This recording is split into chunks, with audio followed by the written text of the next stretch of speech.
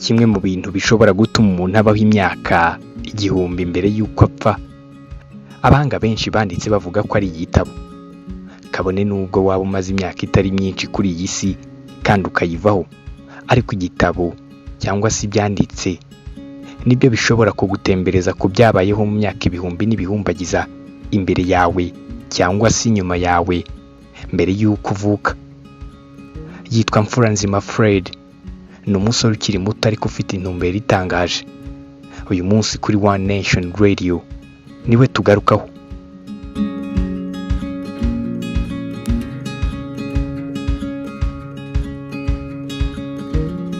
Ntabwo biba byoroshye kubyiyumvisha kubona umusore ungana nk'uku uyu nguyu angana ku myaka ye 21 afata amafaranga menshi yagakozemo ibindi akayashingamo inzu y'ibitabo cyangwa se isomero, aho buri wese uzajya yifuza gusoma igitabo ku buntu yagana akakirwa agasoma ku ntango y'ubwenge ku buntu. Ku bufatanye n'umuryango ufasha impano wo muri diaspora ufatanyije na Books for Africa, Fred yaje gupiganwa mu irushanwa ryari ryateguwe maze yegukana akayabo ka miliyoni 15 z'amanyarwanda. Aya yose ngo yayashoye mu bitabo. Byaje bite? Gizukuri mfite imyaka 21. Uracyari muri secondaire cyangwa warayisoje? Bo narayirangije bundi muri kaminuza. Umwaka wa kangahe? Umwaka wa mbere. Bigamo ibiki muri kaminuza? Niga ibintu byinshi ariko ntago navuga ko ari ahantu hamwe niga, ariko mu byo niga harimo peace building n'ubundi harimo n'ibindi bintu bitandukanye. Bo nje nakundaga gusoma cyane ariko urabizi nawe ubuzima twakuriyemo kubona amafaranga agura igitabo byari ikibazo gikomeye. Ari nabyo nakuze mvuga nje njya kwandika igitabo nashakaga amafaranga yo kugura igitabo. Ukuvuga nabyandikaga ariko narasomaga ariko ngisoma uko mbishaka kuko nabonaga ibitabo bihenze bigoye. Kubabwira umubyeyi ngo ndashaka igitabo akakubwira banza urye uraza kubona igitabo nta kibazo urumva. Ariko naje kugira amahirwe mbona ndanditse igitabo cya mbere igihembo nabonye. Nuba abantu benshi bakunda kubimbaza nabonye amafaranga menshi nakawenda naraguzemo ibintu nabwanjye ikintu nashakaga ni igitabo. Igihembo ninde wakigwaye? Bo ni foundation y'abanyarwanda ba muri diaspora bamaye igihembo nyine cy'umwanditsi ukiri mutoya. Bo cyagihagaze amafaranga 15 ndafatanyaguramo ibitabo. Yose 15 yaguramo igitabo? Yose nahagazemo ibitabo. Ntawe arabyiga ahubwo ngo impano n'urukundo rwabyo nicyo avuga ko kimufasha mu bwanditsi bwe. Bo kwandika ibitabo rero navuga ko ari impano kuko ni ibintu byanje mu bwanjye nazi sinakubwira ngo natangiye kwandika ryari nibona nandika, ariko ni impano nanone ijyanye no gukunda kumenya kuko bura nagwa kwandika udafite ubumenyi. Ndagerageza ngashakisha rero novuga binsaba ni amano n'urukundo rwabyo nicyo navuga kimotiva cyane mu bwanditsi bwanjye. Yego. Fred asanga atari na diaspora gusa n'abandi hirya no hino ku isi ngo bari bakwiye gushyigikira impano ziri mu rubyiruko. Bo ikintu cya mbere navuga nubwo ari na diaspora nyine umuntu yabwira ni buri muntu wese umunyarwanda buri muyobozi uri muri guverinoma n'ahandi hari ikintu kimwe, urubyiruko rufite impano rufite ubushake rufite umutima sibyo. Hari side imbi dufite kuko buriya twagize challenge nyinshi nk'urubyiruko ibigera ibibazo. Hari ibibazo byavuye ku mateka, hari ibibazo byavuye ku buzima tubamo bwa buri munsi, hari ubushomeri, hari ibintu byinshi. Ariko buriya iyo umuntu mufashije gukora ikintu kimurimo kimupushinga atanga impact, atanga umusaruro munini ku bantu. Nka diaspora nabashishikariza gukomeza kugarura. Niba bagiye bari gukora amafaranga bazane ku madolari bafasha abana bafite impano bakomeze bareme space. Ona nk'ikibuga nagerageje gukora cyavuye ku cyizere bamaye. Kuko umuntu wese nabwiraga ibintu nabwiraga hano mu Rwanda iyo ukora ikintu batarabona nk'urugero rwacyo biragoye kumubwira ngo ndashaka gukora iki, yumva uri usekeje cyane. No kuvuga rero niba yabashe kumva inzozi ufite kuko dufite ikibazo cy'abantu batumva inzozi z'urubyiruko kabwa si ikintu ushaka gukora kiramareki abantu. Ariko hari abantu bafite ibyo bitekerezo bafashwe, ari nacyo cyane nge nasaba n'umuntu na leta cyane uruhare rwayo bakwiye kurema urubyiruko rwigirwaho n'abandi kuruta kutunengera mu gatebo kamwe, kuko hari urubyiruko rufite ibikorwa njya mbabona, hari abo dukorana n'abandi bafite ibikorwa binini ariko badafashwa, bagashyira amafaranga menshi mu gufasha abandi bangiritse, ariko ntibafashe babandi bari mu kazi ko kugira ngo bafashe abandi kugaruka mu murongo.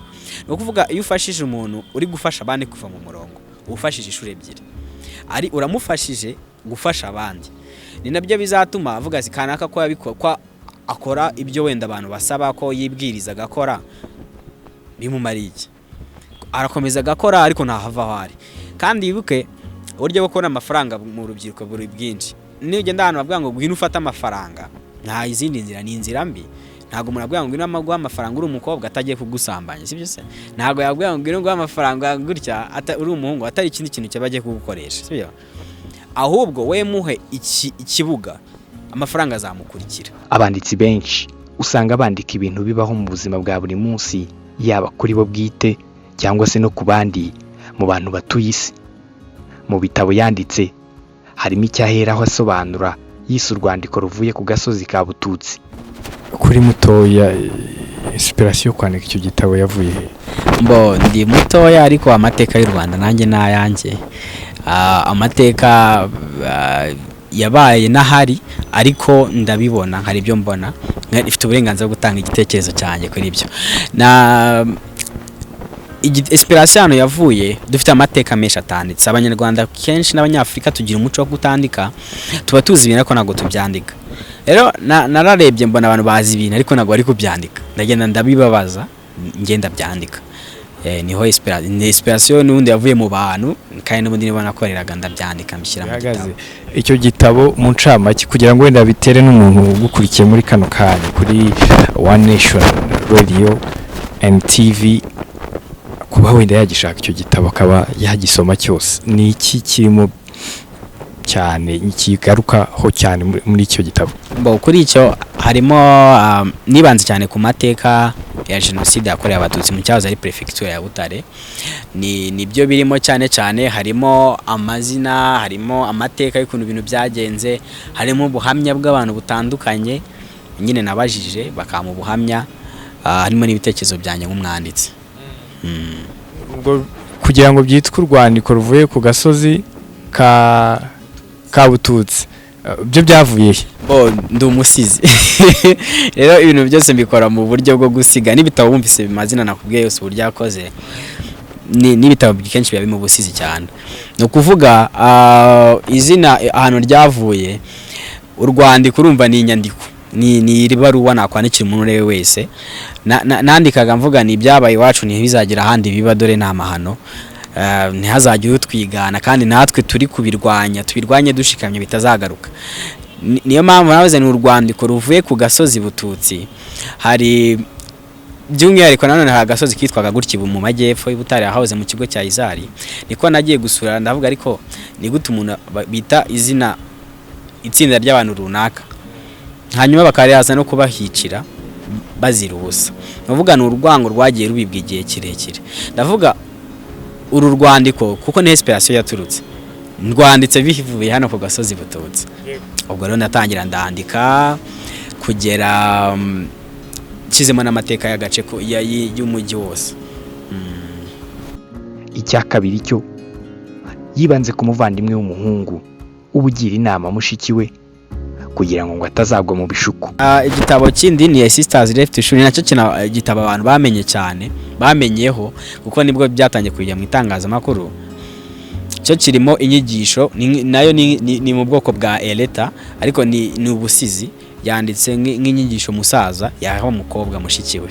Yego, ni harimo ubuzima tubamo. Buriya niba ari umuntu uzibishuka abakobwa bari mu kigero nk'icyanjye bahura nacyo, ni njyewe nanjye nibo bashuka.